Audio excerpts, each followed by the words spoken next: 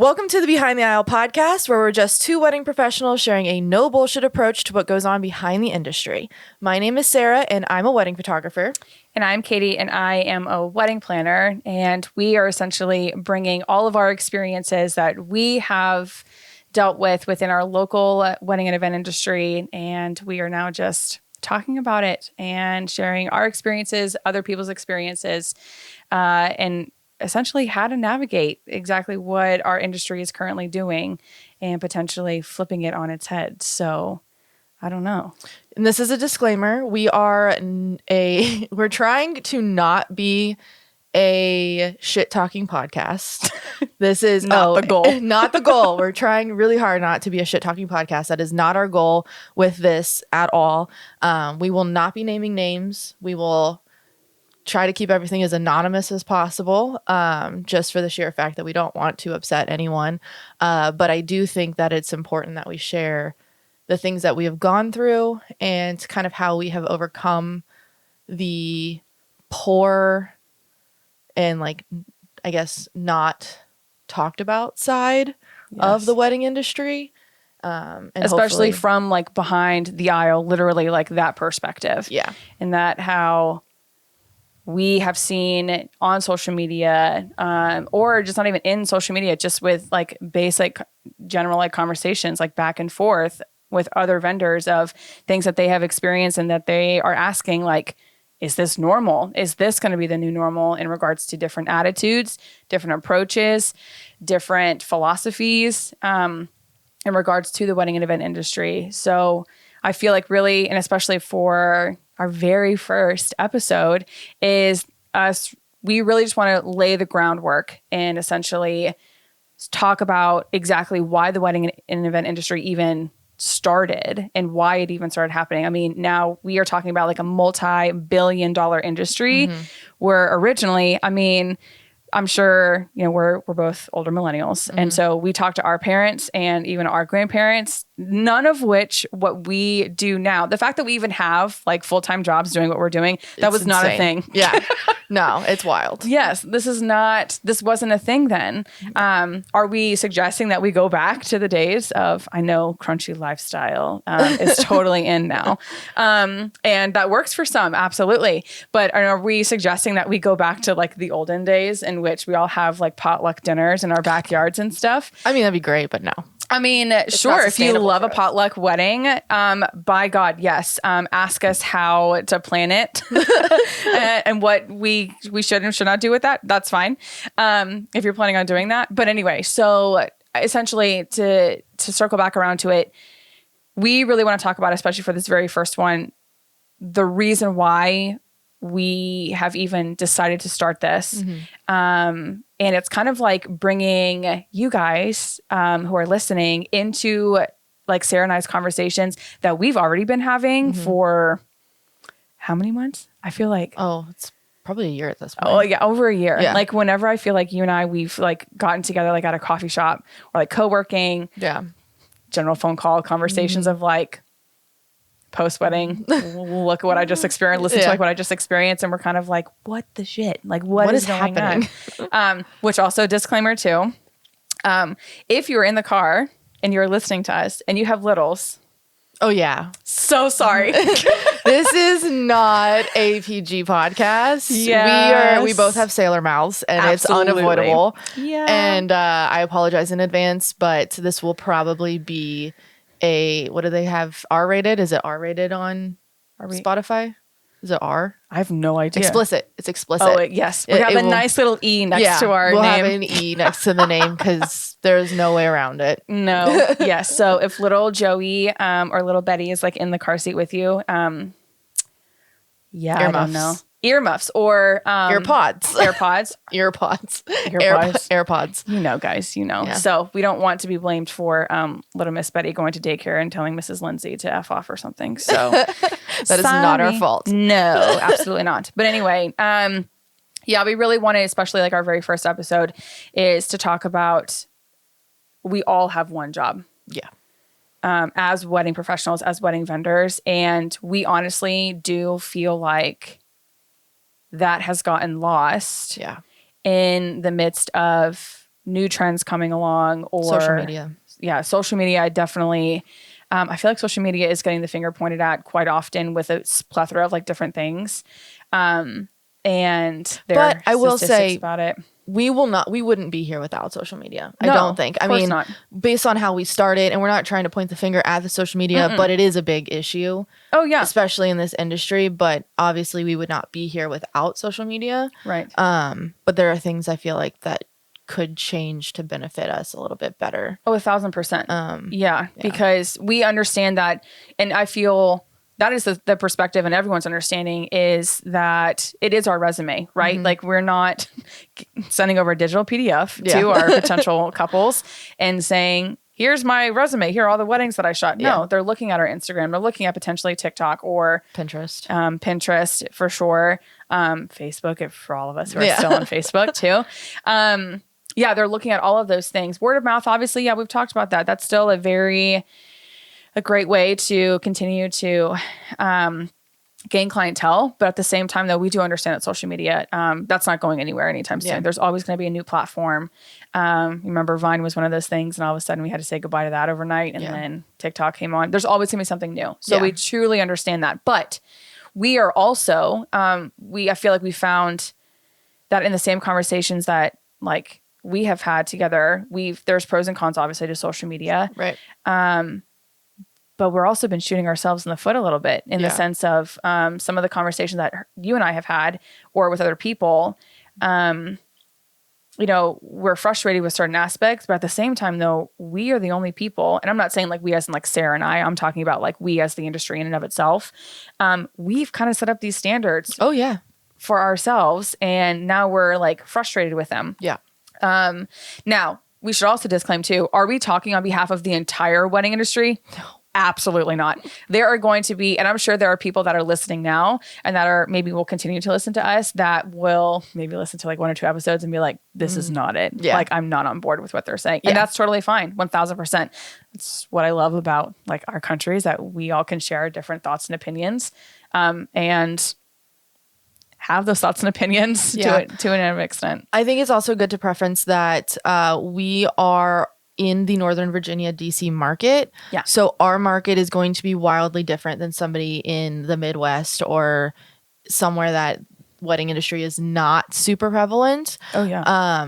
The Northern Virginia, DC market is wildly oversaturated, and the price point is a little bit higher than I would say majority, maybe, of the price points around the country. So I mean, I think I did see it at one point that like DC was like the top 3 most expensive. So we might throw out numbers that will make you cringe at some point. Just know that they are the averages more or less for what we are seeing in this market. So if for some reason we throw out a number and you're like, holy shit, that is not in my area whatsoever, just kind of average it out to like what's happening in your area, because we totally understand that it is not the same everywhere. Yeah. And I feel like too, like, are we going to be talking about numbers like a whole lot? Not necessarily. Is this like an educational podcast where we're like, this is how much you should charge? Absolutely not. No. I don't think we'll ever touch on that, honestly. No, because everybody's lifestyle is different. No, we are talking more or less about like the principles, the behaviors, the different expectations, or the unrealistic expectations. I think that's a really big one that we'll hit on a whole lot in regards to exactly, again, pointing it back to social media, just what is being communicated. Even if it's not in social media, it's in like those private conversations between like vendor and their couple, or maybe vendor to vendor. Everyone does certain things different ways. I'm sure you've worked with multitudes of different planners. They all have different types of like workflows, things like that too. I know we've worked together like plenty of times. Obviously, I've worked with like several different other like photographers, and everyone has a different workflow, and whatever works for them is great. I think it's the narrative and the core of like, where is it coming from? And I feel like sometimes different perspectives are really it's almost like they're like not out shouting, what's the word I'm looking for, they're just louder. Like like other voices are a lot louder. And so those maybe even starting in the industry, or maybe they've just been around for so long and they're like, wow, I keep hearing the same thing over and over again. Maybe this is the way it's supposed to be. We're literally, I feel like we're here to say like, no, it doesn't have to be that way. Yeah. At the end of the day, we want to be moral and ethical, and we want to be able to provide a really great experience for our couples. And again, it's all back to we only have one job. We literally have one job, and that is to provide a really, really great experience for our couples. That we are supposed to be collaborative with the vendor team in and of itself. Yeah. Do you have to like this person? Do you have to be their best friend and like take them out for coffee and have like dinner times with them, you know, with a caterer that you worked with on a wedding last weekend? No, that's totally fine. You're not going to like everybody. I'm sure that's just how really like that it's been this entire time too. So we might have a couple of special guests as well. This little ball is so cute. Yeah, we have plenty of these in the so house. For those that can't see, also just to let you guys know, we are recording this for YouTube as well. So there is a video portion of this.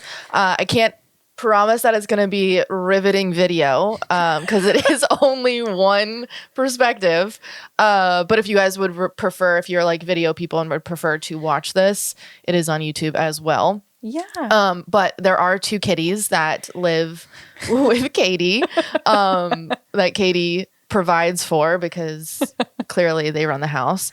They do, yes. But you may or may not hear them or see them at some point because we can't really control them. So yes, hopefully they will behave themselves. So I think what we should do to start this though is just kind of give a background of who we are and what we do, so you guys can get an idea of, you know, what to expect from us. Yeah. But so my name is Sarah and I have a wedding photography business that actually just turned 7 years old this month, which I did not realize. Thank you. Wait a minute, we started the same year then. 2016. When's your birthday? July 5th of 2016. Oh, mine's June 7th. Oh my gosh. I know. Like we started a month apart. Oh, wow. That's cute. That is cute. Mushy gushy stuff already. Oh, I love it. I hate it. So I started in 2016. I've been doing this for 7 years. Weddings are my bread and butter, but I do photograph numerous different types of things, from boudoir to headshots, some newborn, family, etc. But branding stuff. She's done lots of stuff for the Tilly and Till team. We love her. There's Mama. There's so sorry. Miss Tilly herself. Yes. And again, I'm in the DC Northern Virginia market. You can catch Sarah also on Saturdays. Where do you go most of the time? Saturday mornings. Saturday mornings I'm working. Oh, I thrift and I yard sale and antique, and I collect. I'm a collector. I collect weird ass shit. We love that for her so much. I collect very, very weird stuff. Like, what was your latest purchase? My latest purchase of oddity. Ooh, I haven't actually bought anything recently, have I? I collect dolls, but not like, well, I guess kind of creepy dolls. But I really love like glass, like vintage porcelain dolls. So I recently bought one of those. What did I buy? I was just about to say your latest antique is the mirror. Yeah, that was beautiful. If anyone is a part of, I think it's called That Mirror Again on Facebook. It's a group. There's an entire group dedicated to this mirror. Stop. No. Wait, to this mirror. This mirror. Anyway. Nice. I antique, I thrift. I love dead people's old shit that they don't want anymore from estate sales and stuff. So that's me. Basically my clientele is the mid to late 20s, early 30s. People that just really want to have a good time. But I don't really have an ideal client. I don't think Katie really has an ideal client. Our ideal clients are ones that want us and want us to serve. Decent human beings. Yeah, decent human beings that want us there. Yeah. But my average is around the 20 to 30, mid 20s to early 30s. People that just really, really want to have a good time and care about the party over the stuff. And yeah, so what else do I say? I think that's pretty, you hit the nail on the head pretty much. Cool. Your turn. So I'm Katie, and I am a wedding planner in the Northern Virginia, technically quote unquote DC market. However, I will tell you that I do not advertise myself as like a DC planner. Me either. And we'll work a couple of like DC weddings, but quite honestly, if someone were to come to us and say like, hey, I want this big, gargantuous, like beautiful, like DC wedding that I see like all over the place, I'm like, hey, I've got a couple other planners that I know definitely can like serve you a little bit better. Definitely have that kind of approach to it or whatever, just because the whole like Tilly and Teal, which is my company, sorry. My company's name is Tilly and Teal, Weddings and Events. I named my business after my cat and my favorite color. And so our tagline is that we specialize in the simple, sweet, and intentionally detail couples of Northern Virginia and beyond. I feel like those words, now that I'm thinking about it, and I've had that tagline, I think, since I even started, I do love me a good alliteration. So that's probably why I've kept it for so long. But at the same time, the words I know that I use are very broad, but it really is like we have 5 core values, nothing in like particular order, but like simplicity, intentionality, humility, transparency, and honesty. That was 5, right?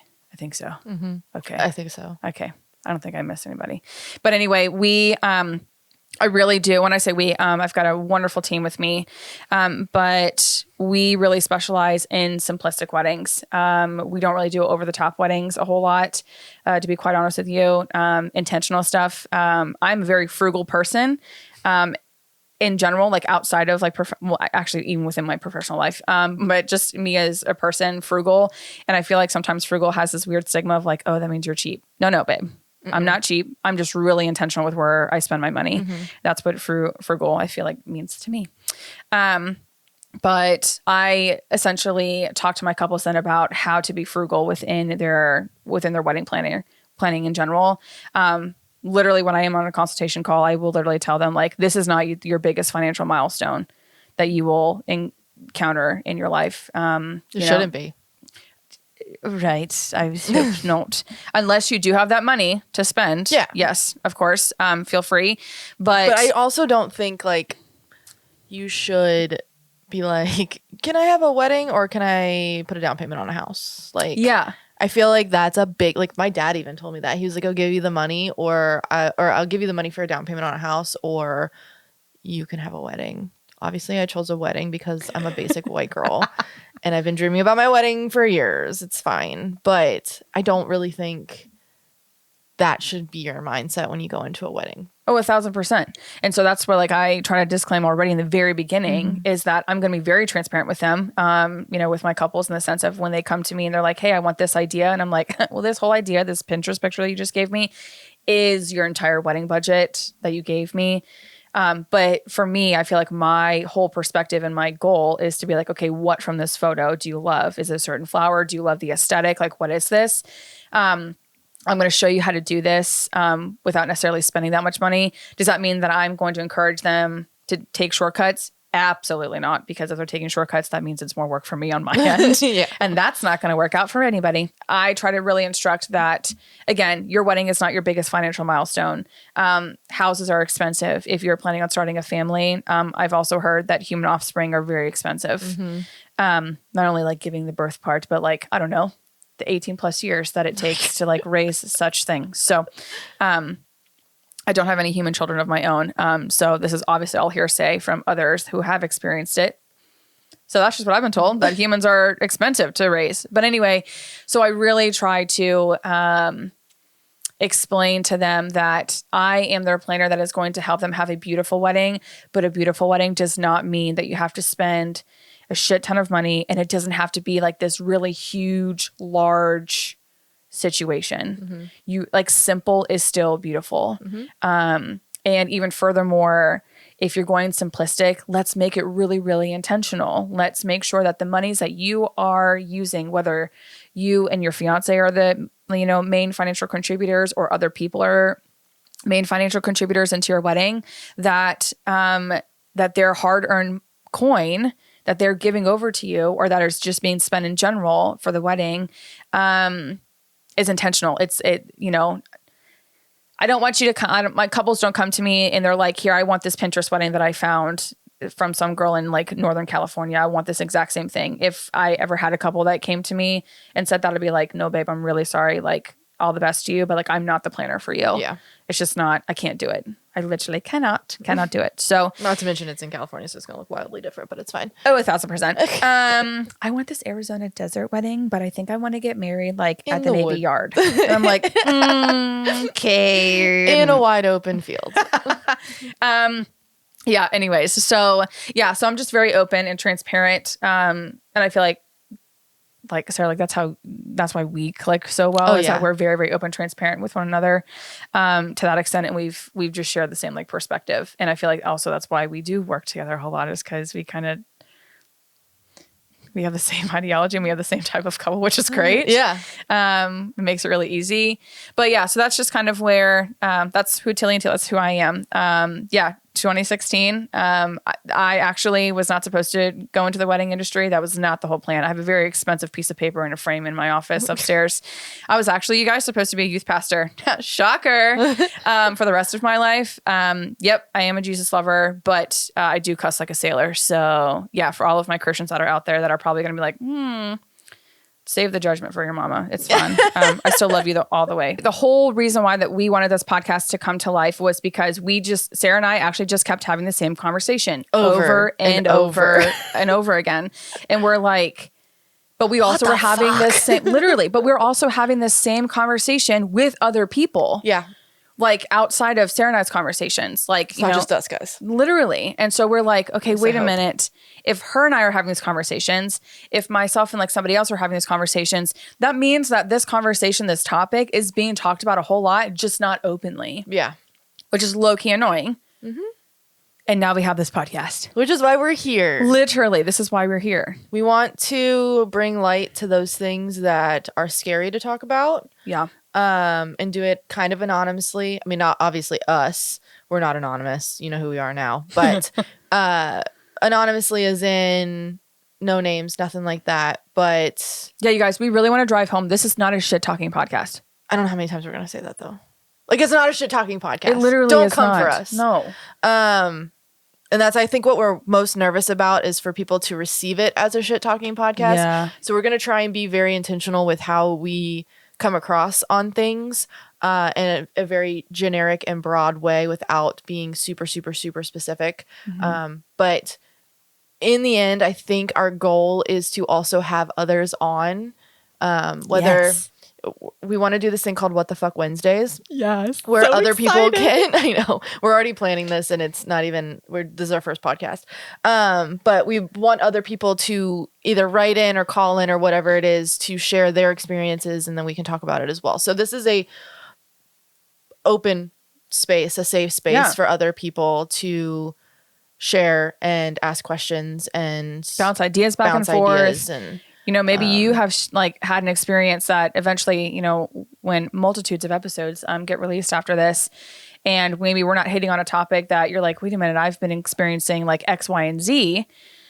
Then yeah, we want you to share that with us so that either one, we can kind of like peel back the layers, like an onion.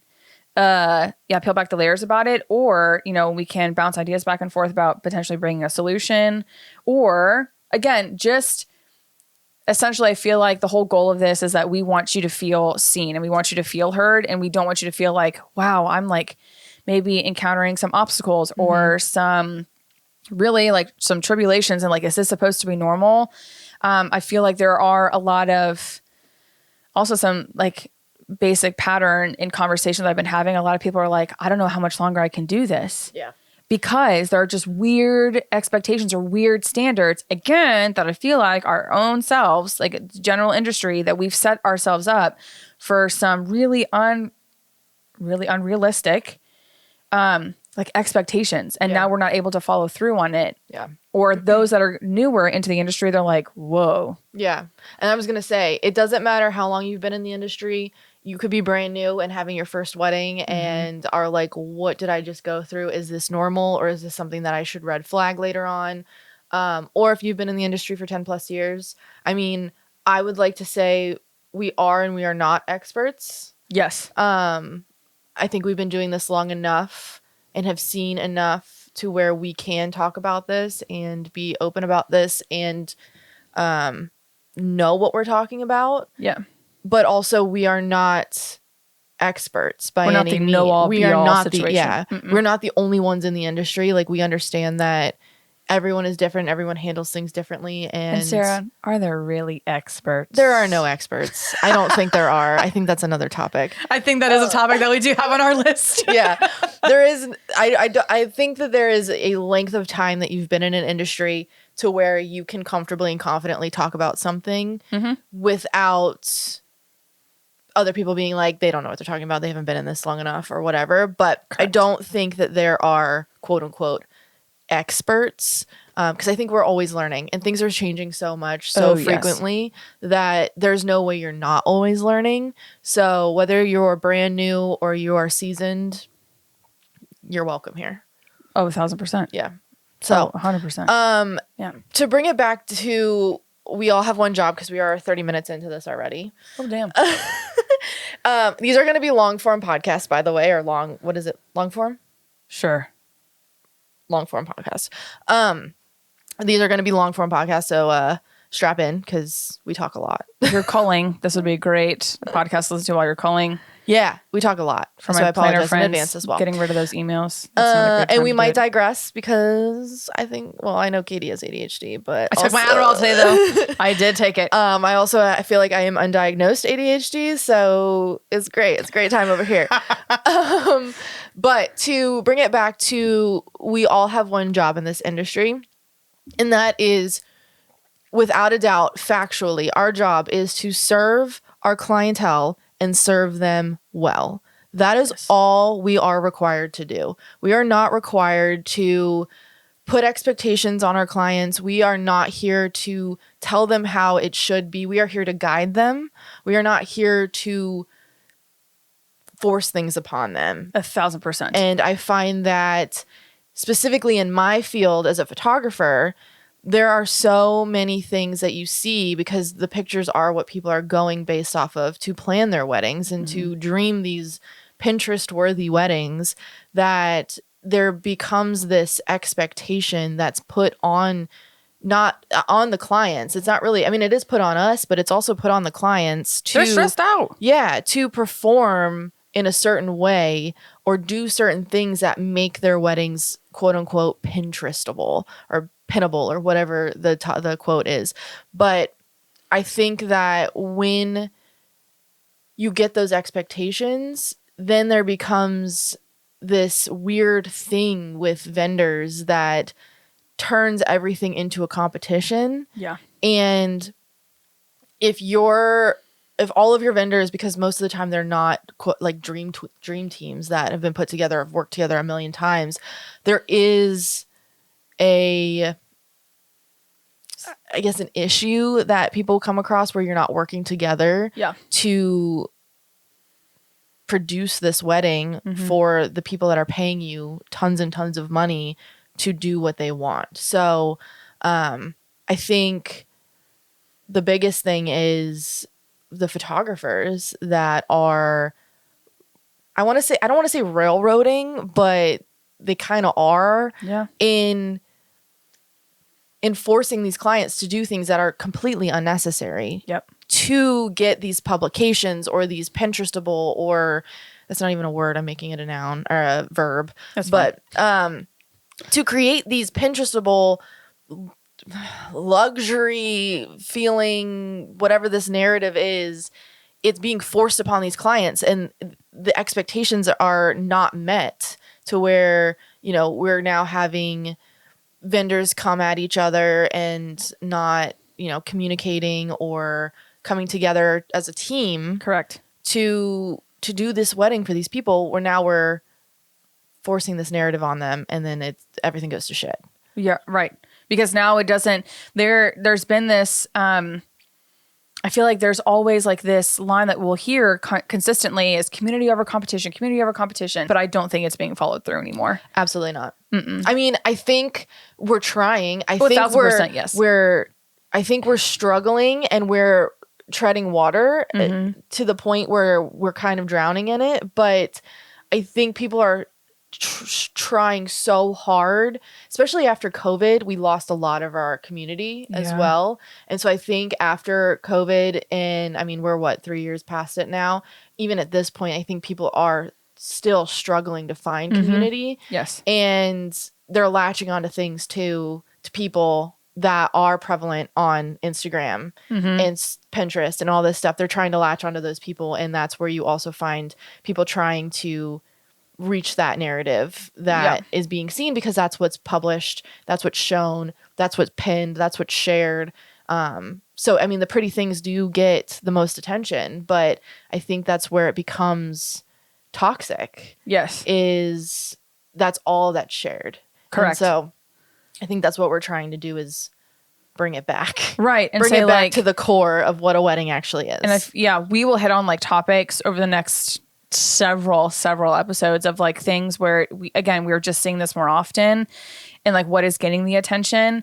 And we're just trying to really remind like people in general, like other fellow vendors or whatever, like you are still a badass planner, badass photographer, badass cake baker, hair and makeup artist, caterer, like all the things. To say, like, we are also, there is nothing wrong with spending as much as you want in flowers. Oh, yeah. And as much as you want on a venue, and as much as you want on catering. We don't give a shit how much you spend. If you have $150,000 wedding, like, beautiful. That's what you wanted. Love it. I will photograph the shit out of it. Right. If you spend, what's a big price on flowers? Like a big, like 20 grand. Is that a big number for flowers?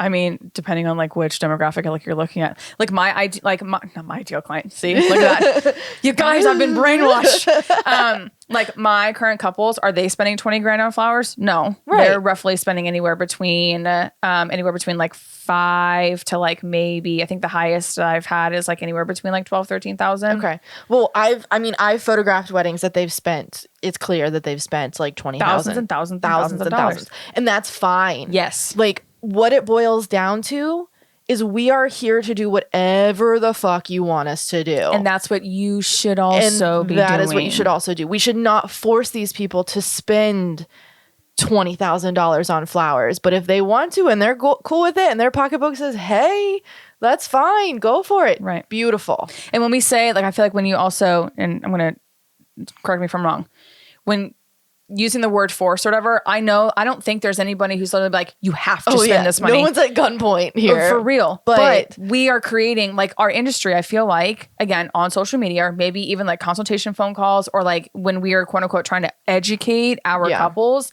And if you are leading them on into which, like, well, in order for you to have a beautiful wedding, you have to spend this amount of money or whatever have you, like, that is, I think, like what you meant by quote unquote force, is like you are not convincing them. But I feel like there are vendors that are out there being like, well, if you want this like beautiful wedding, then you have to spend this. To some degree, you're educating them. Yes. But there is this weird kind of like almost guilt, like this icky feeling that even in consultations that I've had with couples where they have had other conversations with other planners, and they have shared with me, they haven't like shared names or anything with other planners. Nor do I ask. I don't really care. But they have shared with me like, oh, like I did talk to another planner and they like told me that like if I don't get this and this done by this and this time, and I feel like that time frame actually wasn't realistic. These couples are literally like shaking scared on the phone being like, I don't think my wedding is going to be able to like be pulled off then. And I'm like, well, babe, okay, well, hold on. The fear mongering, I don't agree with. That's another thing too, that like I feel that our industry sometimes will do. Is put this fear-mongering type stigma onto things, or the narrative onto it. And now these couples are running around scared, and then they're planning or making decisions that in the end we're kind of like facepalm or whatever, like shaking our heads of like, oh, why did you do that?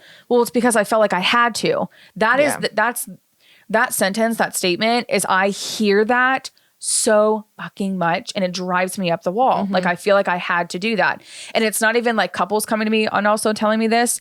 Fellow vendors are literally coming to me, I feel like, and say like, well, I felt like I had to do it this way because insert reason why here. Yeah. And that is literally the foundational reason, the ground reason why, like, I feel like this podcast has started, is because it's like, there should not be well, I feel like I had to do this because X, Y, and Z.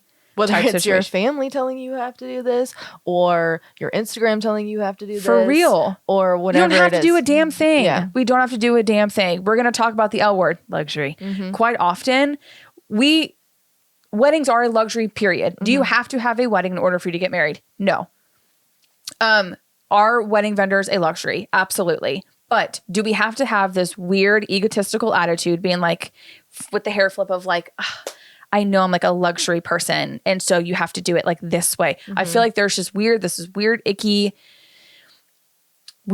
like, I don't even know like the word for it, essentially. Feeling that we are like, and it's just kind of seeping through the communication that we are having with couples, where couples are like, okay, if I wanted to do an off-kilter, untraditional, quote unquote, okay, I'm putting air quotes. If you're watching this on YouTube, you can see me, but if you're listening, I'm putting air quotes around like traditional or whatever.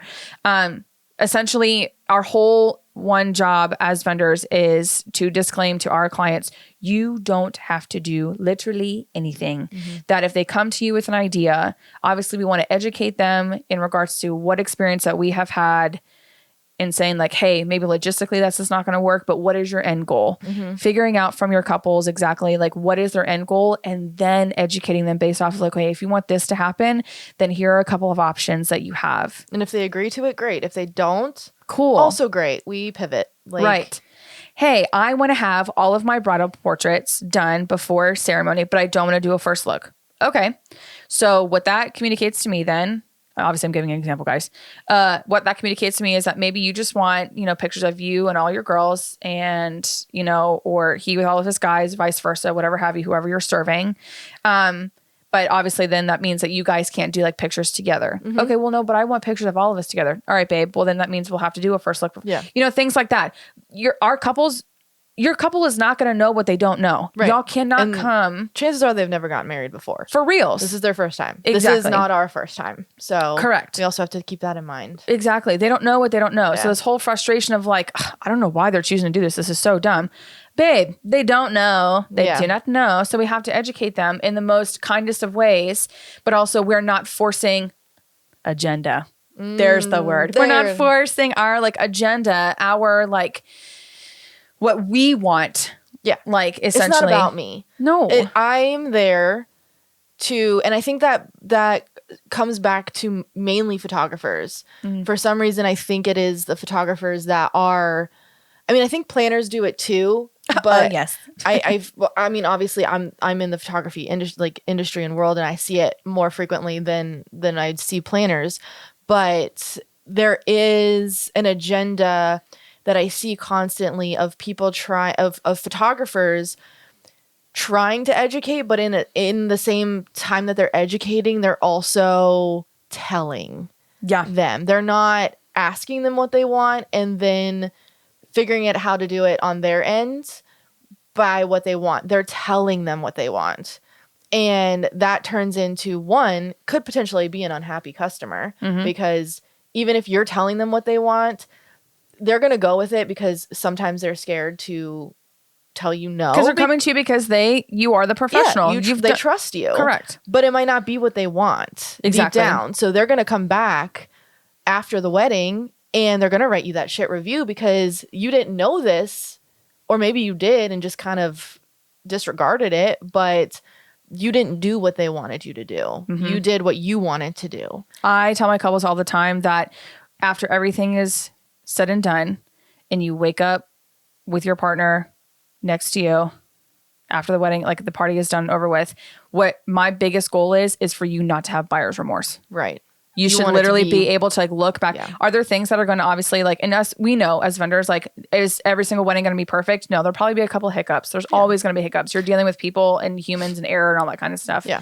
But like your couple should not be waking up and being like, damn, I actually do wish that I hadn't done this. Like there's a trend on TikTok that says like, here's what happened at my wedding that I wish like didn't happen. Yeah.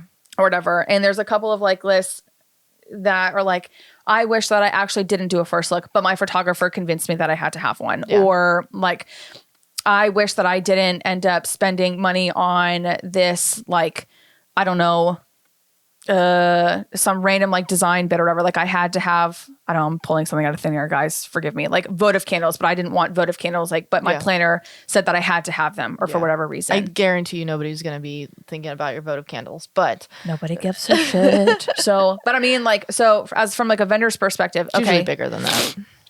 Yeah, it's usually bigger things. I'm sure you guys have seen it. Like there are just constant, you know, whatchamacallit, like these these grievances essentially, or like these regrets that people have and things of that nature too. So I think it all really boils down to us. We are the ones that like set the standard. Yes, we set up this narrative. And so if we are having to re-educate couples all the time in regards to like, no, babe, like it doesn't have to be that way. Like you're okay. It's because our industry literally has told them you have to have it this way. And so now we're kind of having to unravel what I feel like we have raveled up for ourselves. Do I think that it was intentional? Probably not. No. I think we were all, as an industry, trying to figure out, okay, how does it become like obviously like a multi-billion-dollar industry? Like how do we make money from this? Of course, yes, it's our bread and butter. What keeps my light bill on, you know what I'm saying? Food on your table. But at the same time though, I think it all boils down to like the intonation, what you're communicating, how you're educating and things of that nature too. As soon as you take yourself out of it, and what necessarily is going to be like quote unquote easiest for you, or like what you potentially might want to do for your own wedding if you're not married, like as a vendor. Maybe you have, you know, you've already been married. I mean, I've been married 4 years. I got married in 2019. Of course, there are plenty of things I'm like, oh, I could have done some things differently or whatever. Of course, everyone's going to say that. But like, I am not going to like live vicariously through my couples. Right. And being like, well, I didn't do this for my wedding, so I'm going to make sure that like, you know, Sara and Brian, that's not a real couple also, by the way. I don't have a Sara and Brian on my roster. I'm going to make sure that they're going to do it because I didn't get to do it. Yeah. They're already getting that shit enough from their like parents and from their family in and of itself. So our whole goal as vendors, literally the one job that we have is to educate in the most appropriate manner that is not self like sabotaging, but it's also, we are not inserting ourselves into it. We are literally there to say like, hey, how can we support you? How can we insert ourselves to be able to provide the support that you feel so comfortable with us and that we're able to provide a really, really great experience for you in and of itself. Vendor to vendor communication. You guys, just communicate with one another. Holy shit balls. Yeah. It's really okay. It's not hard to send an email. No, babe. Like, or get on a phone call. Like, if you really want to be seamless, and it also gives you that community without the competition too, because then if you are the one that reaches out and is like, hey, I'm so excited for tomorrow or whatever this weekend, and you're like, we're working together on this couple, like I would love to make this go as seamlessly as possible, you know, we're all in this together. Yes. What can I do to help you? Yes. Do you need anything from me? My literal favorite line is like, how can I support you? Yeah. How can I help? How can I help to make you have a really, really great day? And you feel seen and heard and supported and that sort of thing. Yeah. Like as well. And I think from my standpoint, I think a lot of it comes where we have not issues, but there's, what's the word I'm looking for? Where there's like a barrier, like a roadblock, I guess, on the communication is like from videographers to photographers and then from planners to photographers and videographers. I think there is some kind of roadblock that happens where either we're not wanting to share, or I don't know what it is. I don't know where it is. I don't know either. There's some kind of thing that we're not wanting to share in the back end of our minds where we're like, oh, maybe if I share it, then like I don't know. There's some kind of competition there. But that are like a fear of judgment of some random kind of. If it's like judgment or if it's more like keeping it to yourself, like gatekeeping. Gatekeeping shit. Which we do a lot in this industry. Which drives me nuts. Basically the entire purpose of this podcast is to not gatekeep. But there's a lot of gatekeeping, and there's a lot of like this weird hierarchy, I guess, too. Yeah. That people just don't want to create the relationship. I don't know what it is. It's like this competition. So I see it a lot from videographers to photographers. And I'm one of those people that I'm going to tell you when you show up, like, I'm going to be like, hey, and I did this. The videographer showed up and I never met them before. I should have reached out. I usually reach out prior to, but for some reason I didn't reach out this time to, like, you know, introduce myself, say, hey, I'm super excited, whatever. And they showed up and I basically was like, hey guys, like, you know, this is who I am. This is what I do. Like, I'm the photographer for today. I'm super excited about today. Everything's been super easy. Do you need an extra timeline? I brought extra timelines in case you need one. Did you get one from the planner? And they're like, yeah, that's great. But I would love, like, one of your timelines because it's more, you know, photography, videography focused. Yeah. Great, whatever. And then I was like, hey, you know, just let me know. Like, I work really fast. If there's anything that you need me to redo, let me know. Like, I'm here to also help you because we're all in this together. If, you know, if you need me to, like, redo, like, some kind of shot or whatever, let me know. If there's any time you want to step in, also let me know. I'm more than happy to help you guys. And I try and do some stuff that, you know, relates to video and keep them moving and whatever. So, and then during ceremony, I think is where a lot of people come in to the issues with too, is like, we fight for the ceremony spots. The space. Yeah. Yes. We fight for the ceremony space. Like, if we just come together at the very beginning of the ceremony and it's like, what's our game plan? You're like, I'm going to be here. Where are you going to be? Right next to me? Great. No, you're going to be over here. That's fine. And, like, I'll try not to get in your shot. Try not to get in my shot. Where's your camera going to be set up? Like, just let's talk. Like, that's all. Literally open communication, y'all. Open communication. Like, we don't have to fight. Yes. We don't have to. I've had people, and I've never had this happen because I've always from day one been like, I am talking to these people and we're going to come up with a game plan and we're not going to fight over the middle of the aisle. Yep. We're not going to fight for the first kiss. We both need the first kiss. Because you know what, you guys? Your couple can literally see it. They can feel it. I've literally had a couple come up to me and said, like, on a wedding day where, like, it was the photographer and the videographer, and they had known each other since actually they were kiddos. And I guess something happened, like, behind the scenes, maybe at a different wedding, like a year or two beforehand, that beef had not been cleared up. But you could totally see and feel that there was beef that was still there. And the couple literally came up to me when the photographer and videographer were not around, and they were like, are so-and-so okay? Like, what is going on? They literally saw the tension that was happening, that they were fighting over space. And that is not acceptable. You guys, that was at somebody's wedding day. Yeah. Like, this is not a styled shoot. This is not like a portrait session. Like, none of that kind of stuff. This was literally somebody's wedding day, and the bride came up to me and was like, do we need to, like, do something? They should never. Yeah. Ever know that there's anything going on. Ever. Well, I shot that shit real quick down or whatever. I had a conversation when the vendors were all having dinner, and I looked at the both of them and I said, I need you two to pull your shit together. Whatever has happened before you guys got here, the couple can literally, they know that something is wrong. And they both, like, looked at me wide-eyed and they were like, are you serious? And I said, the bride literally came up to me and said, what is going on between the two of you? So I need y'all to fix it. Yeah, they can see it. They're not stupid. And they should not feel that way by any means. So the biggest thing I think is just the communication. Like, 1,000%. Be open. And if there is an issue, some people have egos and some people have the competition mindset. Some people are just overly enthusiastic about what they want at a wedding day, and that's fine. But, like, there's times where you're not going to be able to fix. Correct. You're not going to be able to get along with everybody. You're not going to be able to get along with everyone. But what it boils down to is you're all in this day together. It's one day, but it's their best day.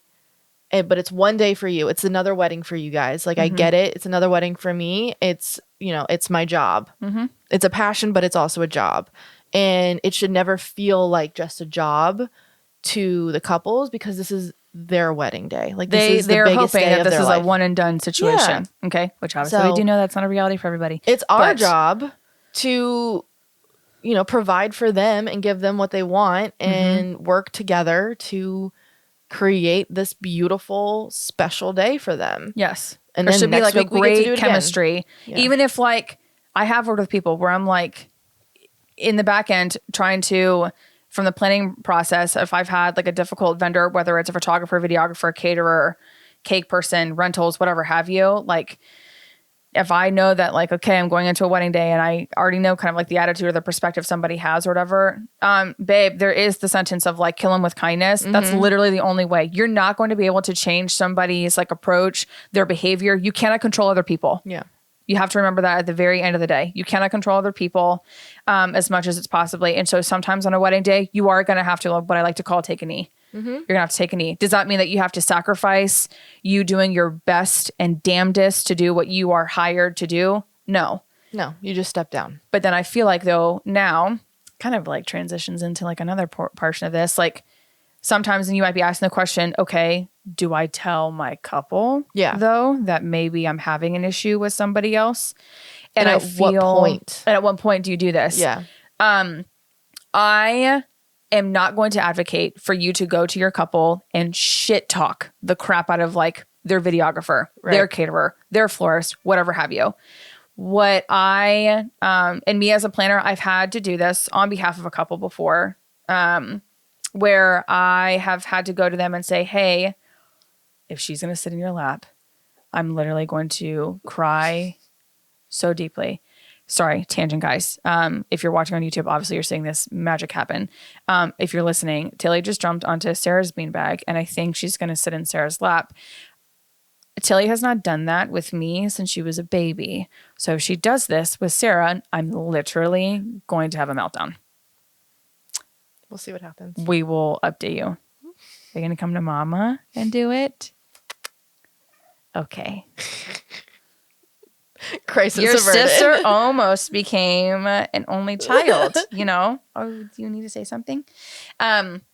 Anyways, I've literally had to explain to a couple, hey, I know in our time together that we have planned X, Y, and Z or whatever, that this is what you have wanted. I wanted to let you know that currently this is the situation, you know, between me and this photographer or me and this rentals company, florist, whatever have you. I could give specifics of different like things or whatever. Obviously I'm not here again to bash or whatever, but I've had to go to the couple and say like, hey, I'm just giving you a heads up that I am facing a little bit of like tension. And so I'm going to try my hardest to be able to communicate to this person. This is what we talked about. This is what you and I have talked about. You know, this is what we're, you know, it's in the timeline. Sometimes you guys from a planner's perspective, it's mostly about timeline stuff. They're like, I need this amount of time. And of course, for me as a planner, I am not a person who goes to a photographer and says, she's literally sitting on Sarah's beanbag. I lost her. It's fine. She's fine. She loves making new friends.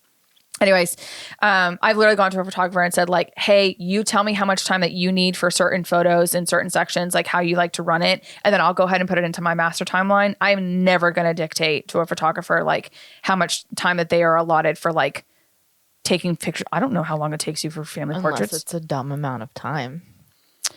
Correct. If they're like, I need an hour and a half to do bridal portraits. And I'm like, do you want to do your own bridal portrait session outside of wedding day? Okay. I mean, so granted, guys, grain of salt, but like, you know, unless it's, yes, like you were saying, it's egregious. And they're like, I need an hour and a half for bridal portraits. And that time frame actually is very specific because that actually that happened to me this year. And so I was given that time frame and I said, okay, if you're wanting that to happen, then I'm going to have to switch around this, and this time. And so then I had to go to my couple and say, hey, your photographer is telling me that they need an hour and a half worth of bridal portraits. For some of you who are probably in the car and you're like, what the fuck? Like, why would you need an hour and a half? Some photographers are very particular. Not couples portraits. No, just the bridal portraits. That's all. The bridals. And so like, and that's okay. If that's what they need, then I literally just went to my couple and I said, hey, this is what they're requesting. In order for us to execute, one, is this what you are wanting? Are you okay with this? And two, if you are okay with this and you're totally fine, whatever have you, then this is what we are going to have to do in order for that to happen. Sure enough, you know, couple was okay with that. And I said, okay, then this is what we have to do. And they were okay within the solution. Was it something that me personally, as the planner, would be like, oh, I'm totally game for this? No. No, of course not. I was very, very concerned for my girl to be literally in front of a camera, just her, whatever, for an hour and a half. I didn't want her to get exhausted before the ceremony. But at the same time, she was like, I'm down for that. That's totally fine. So then, you guys, it's not my job then to literally fight with the photographer and say, like, you can't have it that way, especially if my couple has already cleared it. But in the same sense, it is not my job as a photographer to fight with the planner either on said timing. There is a set amount of time that we are essentially given on a wedding day. Correct. They're all logistically basically the same. So if the planner also comes to you and is like, hey, I mean, granted, don't give me like 15 minutes to do whatever. But if they come to you and are like, hey, we can't fit in said hour and a half, then I'm not, and I would never ask that, but I'm not going to fight with them either about like, hey, but I have to have this because I need X, Y, and Z. You don't need it. Try again on the next one. Mm-hmm. Like, it's not every wedding is going to fit your narrative and what you need and create this. You should be able to, as a photographer, and this is me on a soapbox as a photographer, but you should be able to walk into any wedding day and create those quote unquote pinnable situations without faking it or without bringing whatever you need to bring for whatever or using an astronomical amount of time to create it. Like, you are given what you are given and you're going to work with what you've got. Like, there is no reason for you to do that. And that's you have to be flexible. Yeah, we have to all be flexible. And y'all, I should also work together. Talking about that word flexible too, whatever. I feel like that word is thrown around a whole lot because this photographer also came to me and was like, "Oh yeah, like we're super flexible. Like I'm totally down or whatever." And I'm like, no, you're not, because you're not being flexible. Yeah, you're not being flexible or whatever, whatsoever. So if you are not flexible, that is okay. Again, it all comes down to it. Again, being like openly communicative. If you are like, no, and I actually do have to have this amount of time, or I do need to have to have it like happen a certain way. I know that there are weddings that don't have planner coordinators, that you guys as photographers, that unfortunately falls on you as well. God bless y'all. So whomever, as soon as you figure out exactly like who is quote unquote going to be like the lead, from a vendor's perspective, like on wedding day, you need to be, if they have not reached out to you, you need to reach out. You need to go ahead and just like swallow the big old pill that maybe you are starting to gnaw on and say like, how can I be supportive of you? Because then you are now creating an open space for the rest of the vendor team to now communicate to them, hey, this is typically how I run things. I'm able to do what I know that I can do best if I do it this way. And if that person then communicates that and you're like, well, shoot, that's totally different, then it is your responsibility then to find some sort of compromise. Yep. You've got to find some sort of compromise. If you guys are going to continue to like literally have this weird tension and fight over like, it should be my way, when the other person's gonna be like, well, no, it should be my way. Like it shouldn't. Nothing will get done. Literally. Like then on wedding day, it is an absolute clusterfuck, and your couple and their bridal party and whoever is surrounding you during that entire wedding day, like they feel that and they see that. It makes it super uncomfortable. And not only that, those are the people that you want as repeat clients. You have to know and understand that emotions are flying high from everybody in the room. Obviously, we wish that people, do relatively well, with that, underneath that pressure. Some people buckle. And they're like, they literally cannot do it. And not to mention, that's what they're going to remember on the wedding. That is afterwards. A big thing. Yeah, that's what they'll remember. Emotions are totally imprinted. 1,000%. They won't remember that you produced these beautiful photos. They'll remember that 30 minutes before the ceremony, there was a meltdown. And, that's the shitty part. Yes. And what you actually have to pay attention to, too. Exactly. And so I'm sure you have already come across this as well.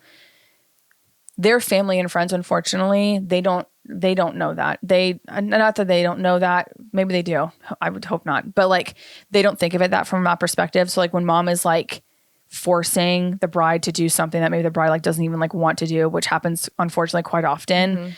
mom, I feel like, does not understand or think about, hey, my daughter, when she looks back on this wedding day, she's going to remember like the beauty that is having like white peonies like in her. She's going to remember the argument, the regurgitating argument that she had with her mother consistently. Like, and we don't want to be that. We don't want to be that memory. They're already getting it. Exactly. We should not be. I need something without ice.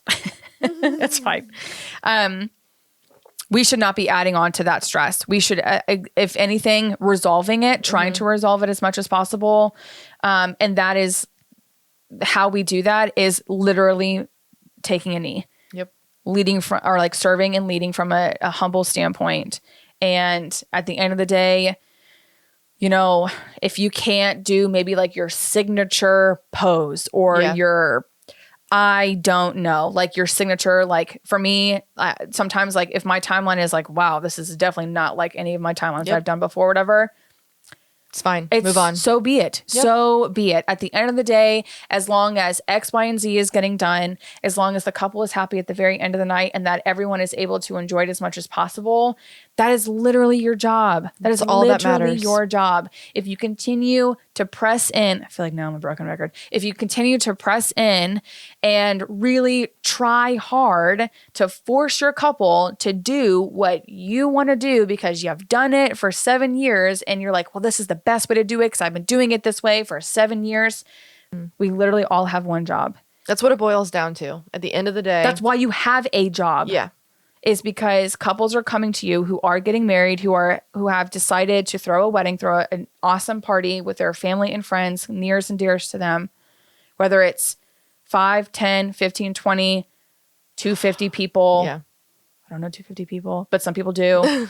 It literally is our job to be the resolution. It's just, that's literally like our main job. That's literally our main job, is we're not supposed to continue to create the headache or add into the headache that's already the stress of wedding planning. And as much as I feel like we all would love to say like, we are like, I tell my couples all the time, like the Tilly and Till team, we are your ibuprofen to the wedding planning stress. So cheesy. I know, but we really are. At least we try. Like we try to be. We do. Oh, babe. We are the ibuprofen to your wedding plans or whatever. As much as possible. But that makes me cringe so much. Okay, cringe all you want. Cringe all you want. But we are. Anyways, so, but that's like, because I'm trying to like create some sort of like analogy of like, at least from me and like from the planning perspective. We're here to take the stress away. It's basically what it is. Exactly. We're handling it for you. Because we can't control your parents. We can't control your family and friends who unfortunately sometimes are just not going to see it from that perspective. Yeah. But we're not going to add to it. Correct. And so you probably are sitting there in your car, maybe at your desk or wherever you're at listening to this or watching this. Hey. You're probably like, oh, that's not me. Like, I don't do that or whatever. Well, deep dive, babe. Do some soul searching for me. Because I think you